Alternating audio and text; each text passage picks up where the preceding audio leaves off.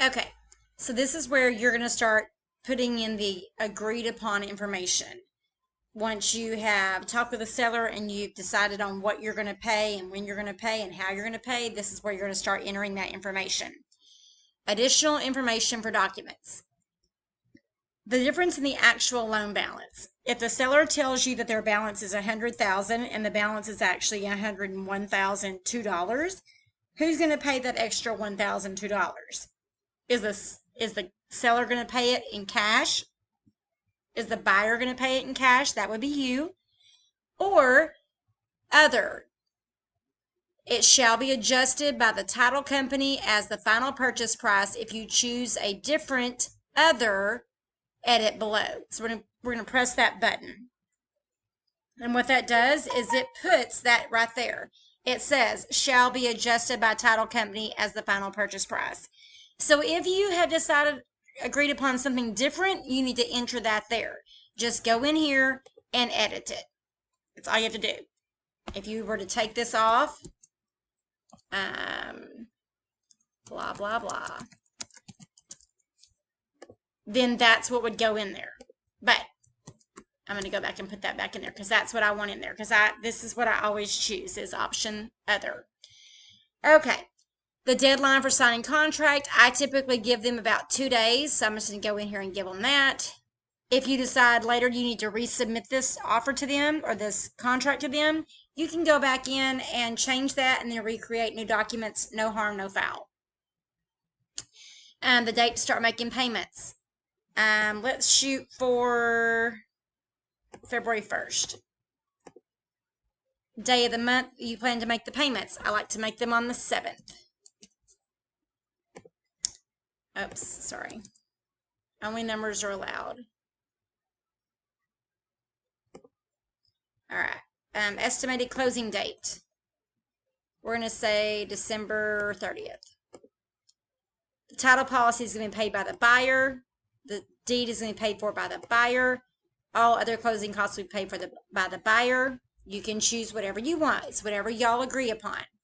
The amount we are paying for their equity, I'm going to say 0 on this for this instance. Total calculation for all loans is $320,000. If you were to give them, let me see. Okay, the total calculation for all loans is $320,000. That didn't change, but because I changed their equity, the amount that we're paying for their equity, it changed the sale price to $330,000. So I'm going to go back and I'm going to change it to 0.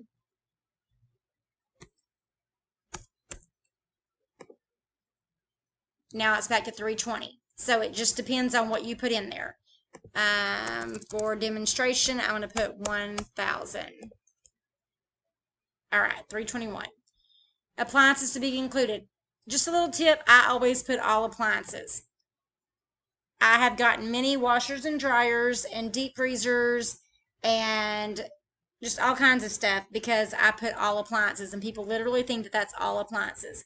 If you want to go in and put specifically if they have a refrigerator that they're taking with them, so then therefore you need to put in stove, microwave, dishwasher, and they're going to take their refrigerator, that's fine. Just do whatever you want. The day of the month agreed, that's today's date. Today is the 6th. So I'm going to put 6th. Whoops, sorry. And it tells you when did you agree. Example, 3rd, 2nd, or 1st. So we're going to put 6th. It wants you to put that TH. The month agreed is December. 2-digit year agreed is 22. Inspection period, I'm going to give 7 days. It's whatever you agree. Remember that. All right, we're done with your information.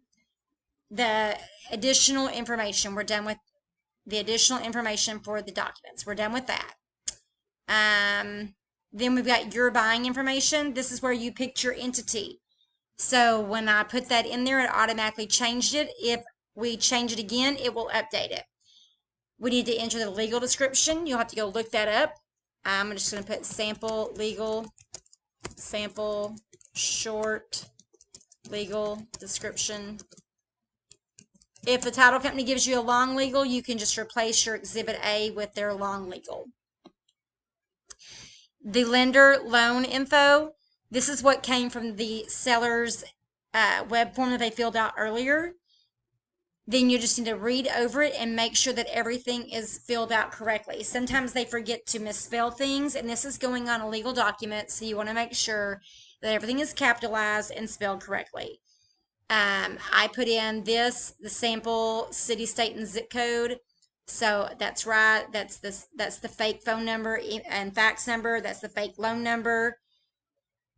Does the lender require their own power of attorney? So if yes, you need to go get that from the lender's website, and you'll need to replace that with what you send to the title company. Every bank can be different. Some require their own, but we have included 2 generic ones for your, we have included one that is generic for your use. Additional terms and conditions. This is automated. It automatically says, see the subject to addendum. Property must be cleaned out to broom swept condition. Exterior must be mowed and free of any debris or trash prior to funding and closing. If you want to take that out, if you're accepting it as is and you want to take that out, just go in and delete it. Not a problem. Let's see. Let's say you don't care about the exterior.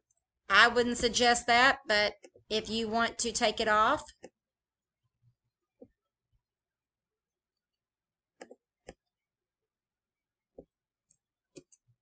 then just go take it off. Bam, it's gone. But I'm going to put it back in. Okay. The title company, let's say sample title company. All right. Now we're ready to prepare the documents. This is already a 6-minute video, so I'm going to go ahead and stop it right here, and we'll continue on.